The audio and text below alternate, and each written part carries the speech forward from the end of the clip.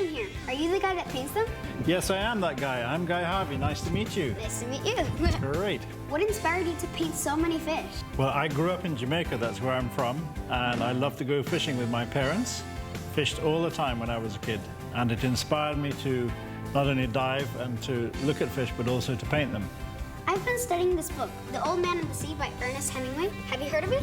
Oh yeah, this is one of my favorite fish stories. In fact, it was my mum who showed me the book when I was a kid, and I got so inspired by the story that I actually did my own version of the illustrations, probably when I was like 13, 14 years old.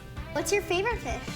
Well, I like all fish, freshwater and saltwater, but I really like the big guys because they are so big.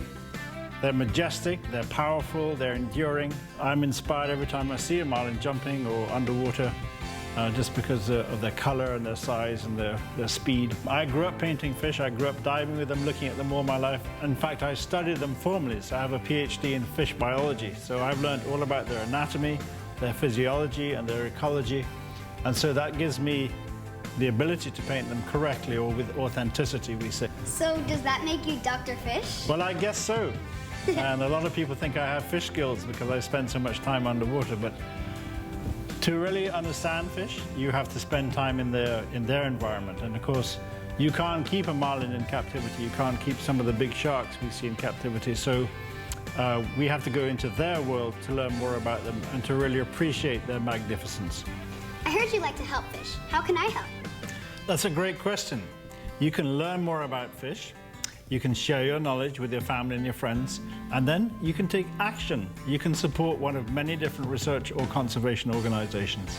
So should we stop fishing? There are many species that are overfished. Sharks in particular have been very heavily fished, and some species are close to extinction, which is really bad, really bad.